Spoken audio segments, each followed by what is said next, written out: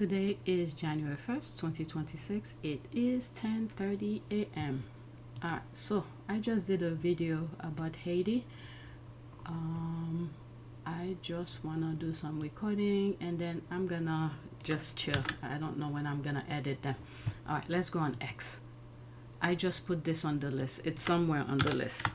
I think this is the reason why I wanna record, because I saw that I want to read some of the comments. I'm not gonna read the article though. Okay, first tweet. This one was posted yesterday, December 31st. Meghan Markle is calling out the monarchy's double standards. Why should the royal family be above the law? Her question exposed the truth. Monarchy equal unaccountability. Time to end this outdated system. Abolish the monarchy. Alright, so she retweeted that. Let's put allegedly, because these people, they like to claim that Meghan said or Harry said or things like that. If Meghan's spokesperson or the Sussex's spokesperson doesn't say anything, so this is just BS. Okay, Meghan Markle reportedly wanted answers from King Charles. How will we know that? Look at trying to get in touch with her father. Look all the steps that she did. You think she'll be putting this out there? Please.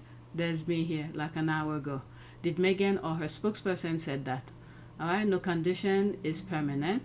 Karma is on the street. Justice is around the corner. Please report this account for spreading malicious falsehood to incite hate against Meghan Markle. That story is clearly made up. Yeah, alright, so that's that. Let's go to the next tweet. I don't want this video to be too long. Trying to keep it for 30 minutes. Next one. Okay, interesting conversation here in response to the bat tantrum on Kate being called Kate. Even the voter are sick of the Wales fans. Notice Patricia's admission that many of them are bats. Also Richard's admission of an attempt of KP rebrand of Kate to St. Catherine. Alright, so she copied some of the conversation. This is Richard Palmer here. Nonsense. She's always said she is happy to be known as Catherine or Kate. She was known to everyone as Kate when they got engaged. People need to stop being such a snap about this. She will always be Kate in headlines. Okay, if she were happy being called that, she will introduce herself that way. It's not about being snobbish, but about respecting personal preferences, especially when everyone else is giving their title except her. Okay, I think people just need to get over themselves. I've seen so many people call her Kate without being disrespectful, Patricia. I can see how the palace is trying to rebrand her as a future Queen Catherine, but I just don't think it matters much. Yeah. I don't think it's... You know what? Just pause and read, okay? These people are ridiculous. It's not about being snobbish, but about respecting personal preferences, especially when everyone else is giving her title except her. These people say ish like this with a strange face. They don't see the hypocrisy. Alright, that's the amazing thing, that they can say all this with a straight face. I'm sure the push behind it is really, and he's using his butt. You never know. Maybe it's Kate herself who's talking, allegedly. So that's where the Catherine push is coming from, trying to rebrand her as Queen Catherine. She's Kate just like he said. That's how he was introduced to the world as Kate. Queen Kate, get over it. There's people are laughing. Oh my God, the stupid conversation. Alright, this is the thing that we saw at the beginning about the article, the time. Okay, I'm not a publicist for the Duke and Duchess, but this is the best advice they're going to get, and they don't even have to pay me. It seems like everybody wants to give Harry and Meghan advice. They're doing well with whatever ideas that they have. I don't think they need anybody's advice. The people they have around them, okay, smart, intelligent, very experienced with their respective field, they got the best around them. Okay, so I don't know where these people are coming and they want to give them advice. Why don't they? Isn't the time Sunday time? Is it from the UK or something? Why don't they advise the leftovers? Let's see here. Waiting for your article on domestic violence that was addressed as cancer. Take your time. I think your advice is more suited to Kensington Palace, where the incoming king has consistently done less work over the past decade than Anne. His father and late grandfather and grandmother focus on that. Okay, in 2026, may the spirit deliver British journalism from the nonsense it has become. When did it become acceptable to be so disrespectful? Alright, it's well known in reputable journalistic circle that Paula Froelich is unreliable, unprofessional, and as for me, spreading disinformation and misinformation, the Sussexes usually surfaces on News Nation or Fox News, gobsmacking to see how Farmer Duck's time has fallen. Alright, but News Nation, okay, Fox News, that's Murdoch's as well. Fox News is Murdoch. Okay, full-blown squaddy. Alright, but whatever. Okay, so these people seem to like to give Harry and Meghan advice, but they're doing well. Alright, next tweet. Prince William smile. Okay, this one was kind of funny to me. Why can that man smile naturally? Always look like he has a things up his there's the word here.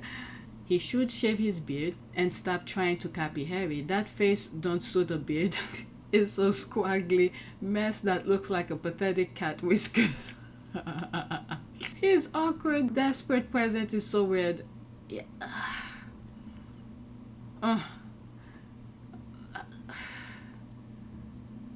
Okay, every time. Let me just keep my mouth shut. Okay? Satan's disciple? Not kidding. Beards don't fit him at all. Makes him look unkempt, while Harry's made him more masculine and sexy. This must be the reason the Queen banned him and let Harry wear his. There was a talk where before Harry got married or something, he wanted to ask the Queen to keep his beard, and the Queen said okay. But for William was upset about that. If you read Spare, I think he mentioned it somewhere in his book, Spare, Harry. Alright, so true, one look. Okay, did I finish with it? This must be the reason. Okay, yeah. So true, one look, and she went, just shave. Let's move on. Alright, this is a video of JTB. Let's pause. Okay, a former BBC royal correspondent just confirmed what people have been saying for years. Prince William benefits from media protection and access politics. When scrutiny disappears, power gets comfortable. Alright, the media just admitted they're protecting Prince William. I mean, it was given. Even Princess Diana was saying that. That's the whole thing. You know that feeling when an article accidentally says the quiet part out loud? Yeah, this is one of those. Peter Hunt, a former BBC royal correspondent, not some trash rag like the Daily Fail or the Scum, just published a piece that quietly confirms what a lot of people have clocked for years. So he was the author. I covered on some of my videos, or one of the recording I did yesterday. I follow him on X, Peter Hunt. But let's continue. Prince William doesn't deal with the media. He manages it. He controls it. This article lays out how access is currency. Cooperate and you stay inside the bubble. Ask uncomfortable questions and you disappear. Reporters understand the rules. Editors understand the rules. So the coverage stays light, flattering, and carefully incurious. The UK gets endless filler content. Beards, bracelets, beach volleyball clips. Meanwhile, the serious issues barely surface. The pictures that was coming out of South America when he went to do his earth shit thing, I was like, did they like him? All the pictures that were coming was so weird. But let's continue. Royal finances. The Duchy of Cornwall generates tens of millions annually. Public money, property deals, all of it treated like it's swept under the rug. The piece also highlights how this protection bleeds into the Harry narrative. William gets framed as restrained and wounded. Harry gets positioned as disruptive and at fault. The Waleses are glorified, while the Sussexes are villainized. Anonymous sources do the talking. Context goes missing. Accountability never shows up. And then the article becomes a character exposure. William comes off as controlling, calculating, and deeply invested in self-preservation. He appears to be willing to manipulate access, suppress scrutiny, and allow misleading narratives to circulate if it protects his image. This reads as someone who values power and insulation over honesty. This is entitlement operating under the cover of tradition. The bigger problem is structural. This is an unelected future monarch moving closer to the throne without meaningful examination. When the media treats power like a lifestyle brand, the public loses the ability to ask real questions. The article doesn't dramatize any of this. It doesn't need to. It just documents the pattern and leaves it sitting there. And that should make everyone uncomfortable. UK, you're in trouble, girl. And that's the read. This is the notorious JTB, notoriously opinionated, signing out. There was something I was thinking when he was talking. What was it? Oh, when Harry was promoting something, was it Spare, or I think it was when he was promoting Spare, where he said that the people, when they say sources or something, it usually pretty much Harry reaffirmed what some of the royal rats have said, that, you know, the palace usually dictate to them, to the papers, what to write. Okay, I have the clip. I'll show you the clip that I'm talking about. Institutional role, why be so public? You say you tried to do this privately.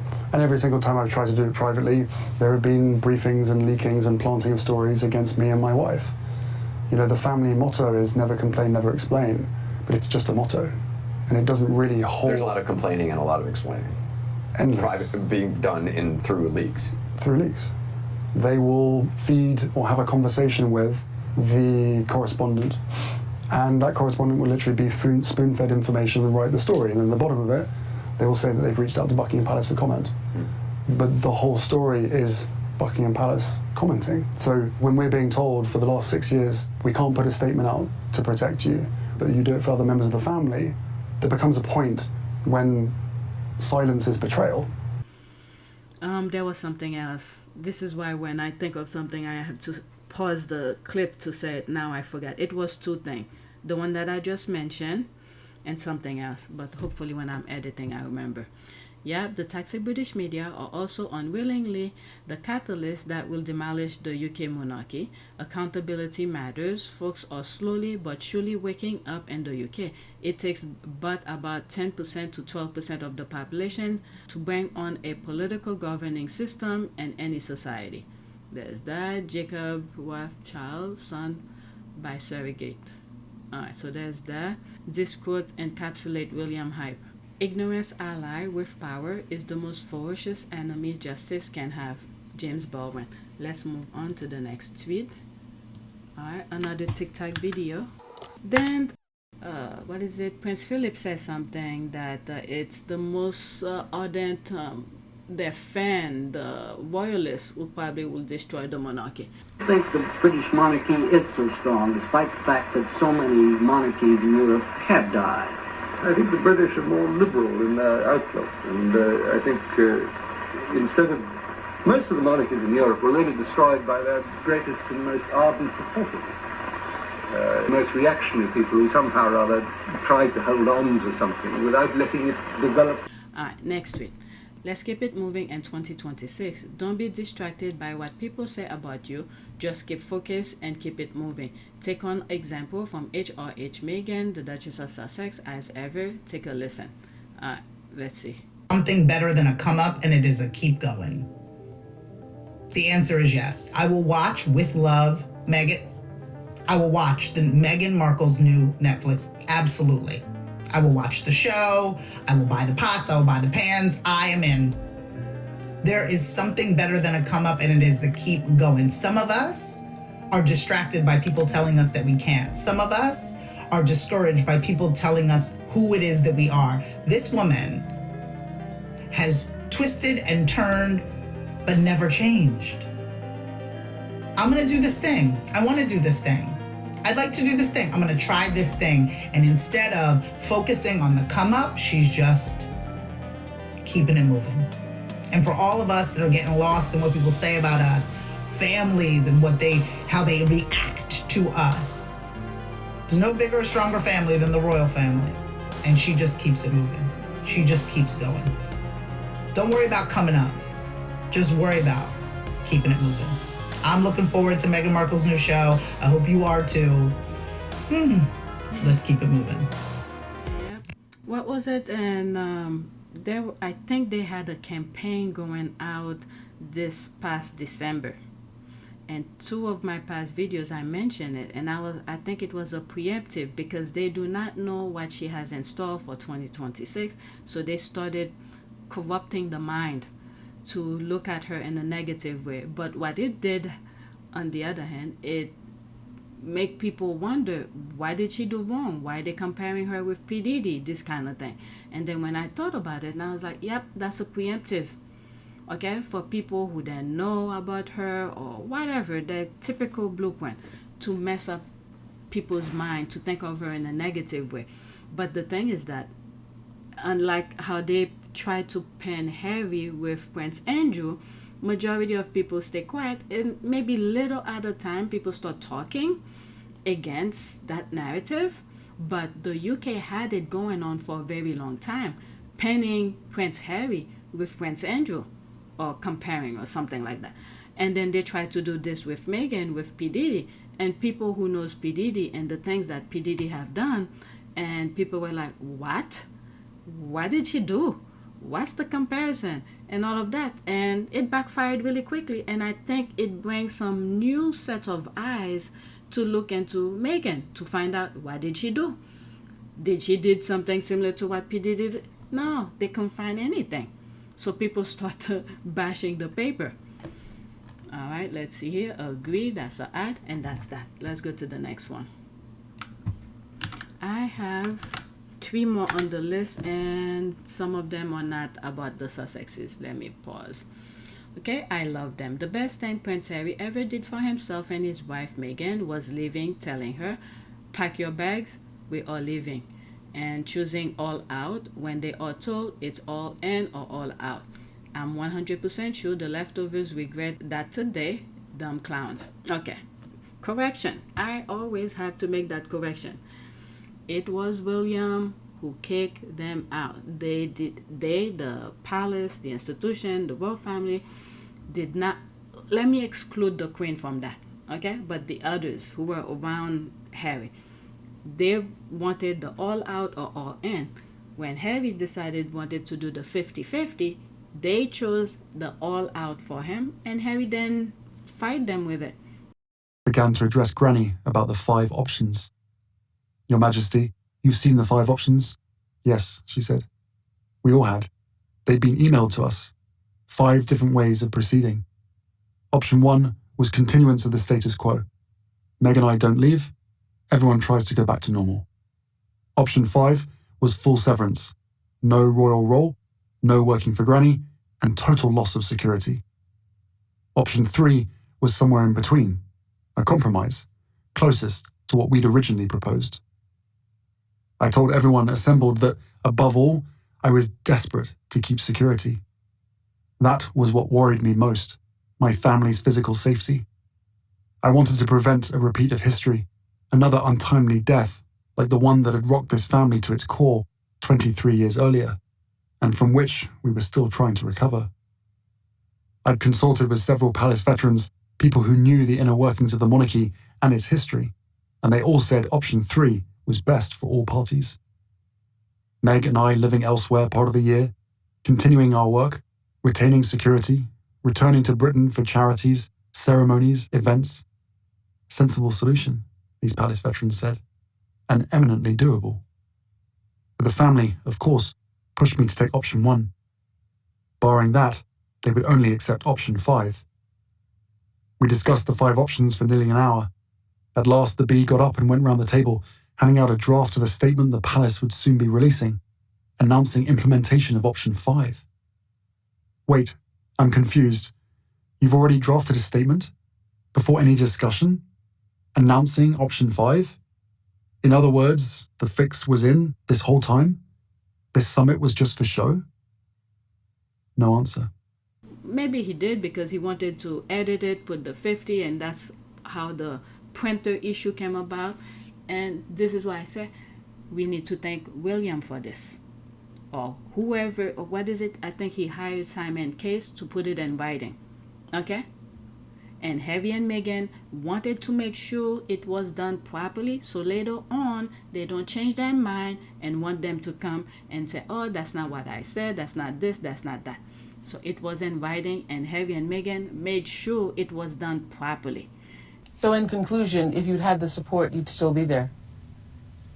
Without question. Yeah. I'm sad that what's happened has happened, but I know, and I'm comfortable knowing that we did everything that we could to make it work, and we did everything on the exit process the way that it should have been with done. as much respect. With as much and, respect. Oh my God, we just did everything we could to protect them. And now, yes, now they are regretting, the leftovers are regretting that Harry and Meghan are very successful.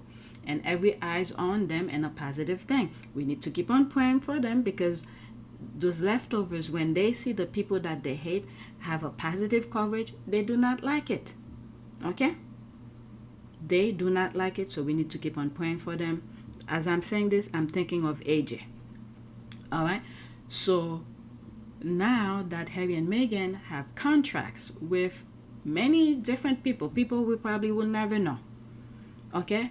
When you are under contract, you have, as long you agree with it, your name is on the dotted line, you sign it, it is binding. If they don't meet what's on the contract, they can be sued. They could be losing a lot of money. So Harry and Meghan are not in that periphery of the leftovers to just pick up and go. All right, because they are dealing with companies and different things, so they can't pick up and go. All right, let's listen to this. This is 14 seconds. I think there's a music. Without you. Okay, I muted. Let me go to it. Okay, so it's just a flower in the back. Okay, so that's that. Okay, Harry and Meghan weren't afraid, and Prince Harry wanted to leave that place before he ever met his wife, but stayed for the Queen. Harry and Meghan work for themselves. Everything they do is connected to them, and all the glory, all the accolade go to them and not the royal family and their declining monarchy. All right, the leftovers never thought Harry will choose all out. Shows they never knew the real Harry. More guts than all of them combined. Beautiful, we love them totally. All right, I need to put that screenshot. Let me go find it and share it with them. All right, so this is what I put here. Small correction. It was William who wanted Harry to be all out. Harry and Meghan both wanted to stay. The printer debacle, remember? So we need to thank William for the all out. Harry and Meghan made the best of the decision William made for them. So there's my receipt here. All right, Simon Case, who was William's private secretary at that time, drafted a paper setting out the steps for the Sussexes to quit royal duties. All right, so that's that. Let's move on. So whenever this kind of topic comes up, it's William. And then the papers, they know. And it was said in court too. The papers always try to make it seem like it's Harry who did bad, who need to apologize for whatever crazy reason they have in their mind. So I'm sort of done with the Sussexes. These are random tweets that I came across. All right. This kid is extremely smart, and he is sick of Mexican being slandered all the time. He brings up the fact that Mexicans from Mexico were the first rescue teams to show up in Texas and save the lives of innocent people, especially children. They also came and helped put out California wildfires. I cover it, I don't know if it was on this channel or PYTE, and Canada as well. For the wildfire in California, Canada helped as well. I highlighted in some of my videos in the early, I think in February of last year. Let's listen to this. I will not tolerate Mexico slander. We've done so much to Mexico, but who was there first during the Texas floods? Not Kristi Noem, not Trump, not FEMA, but Mexico. Who was there during the Californian fires earlier this year saving lives? Mexico. So I will not tolerate Mexico slander. I will not tolerate Mexico. Okay, it's playing over. All right, there's the thumbs up. All right, that's an ad, especially in Republican states like Texas. If Latinos leave, life there will almost come to a standstill. Key sector like construction, agriculture, and services, labor shortage, higher costs, and economic slowdowns. Okay, when Trump first began his racist diatribes, I thought, quote, what the hell is he talking about? Of course, he had zero receipt. Where's the Hispanic Anti-Defamation League? I don't know. But many of them voted for him too. That's the worst thing. I don't know what to say. I'm not going to jump on the bandwagon to bash Mexicans or anybody for that matter. But the fact that this is the part where I cannot really help is that they voted for him to be back in there when during Trump's first presidency, he literally was putting many of them in cages. That equation, I cannot solve it. I just cannot solve it. All right, next tweet, and I have one more after that. Okay, author Myron J. Clifton has a message for the loathsome piece of, there's that here, announcement, canceling my reading performance at the Kennedy Center. Why did I put that? The reason, there's a lot of things I try not to focus too much on it. If we look into the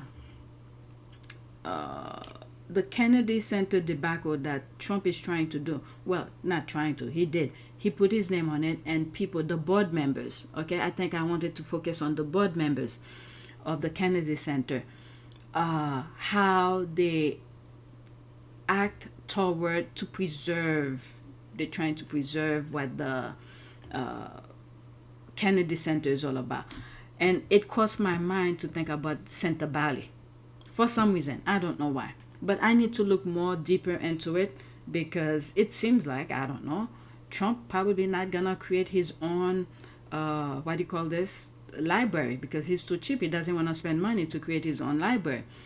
So he's trying to hijack the Kennedy Center and put his name on it. That's what I think. All right, let's listen to this. Hello. I'd like to make an announcement that I am canceling my performance that was scheduled for tonight, New Year's Eve, at the Kennedy Center. I know my fans have been looking forward to this, and I appreciate you all sending suggestions on which chapters and paragraphs from my many books that you wanted me to read, and I so much look forward to engaging you at that special place. Unfortunately, due to foreseen circumstances and an unfortunate name change, I will not be lending my credibility, my integrity, and quite honestly, my future as a performer to that venue until such time as the name reverts back to its original name, named after our former president. So I am, like you, I am very disappointed, and I understand that there's threats of lawsuits and things coming from the people who now operate the Kennedy Center.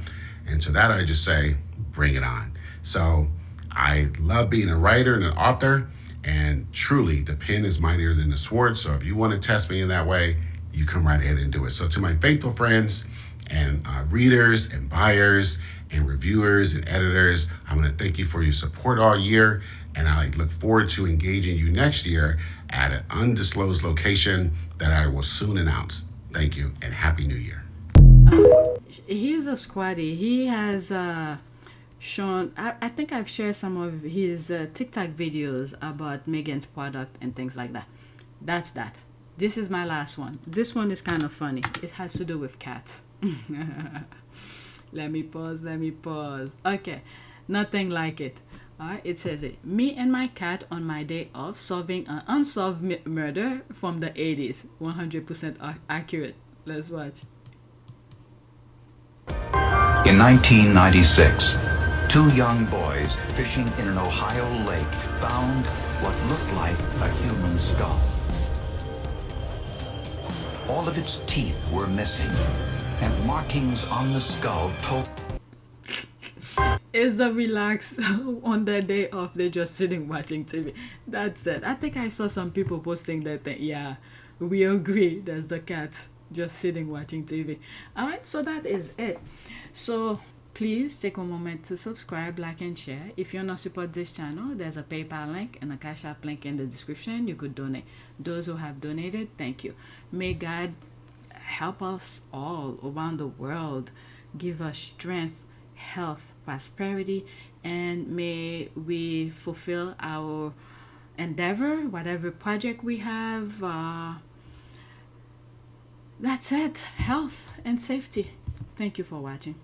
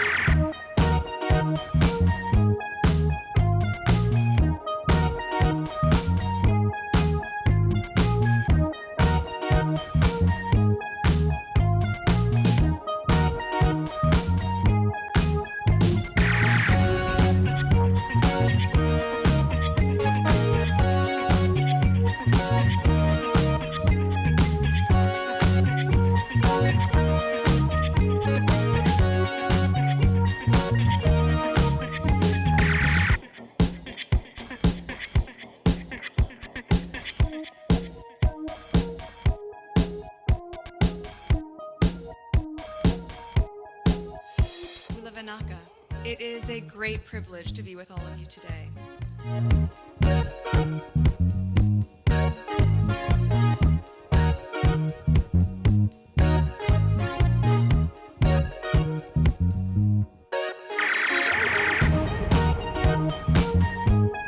You know, we ask for forgiveness and please come back.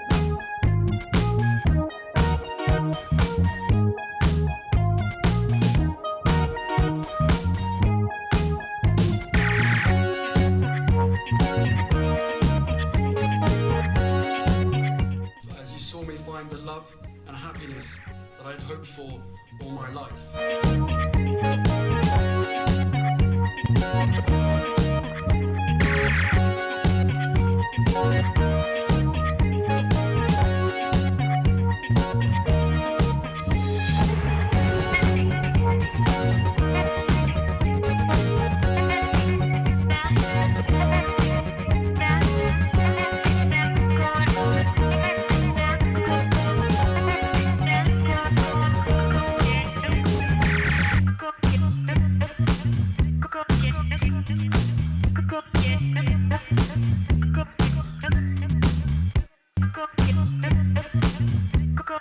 You are all in this together.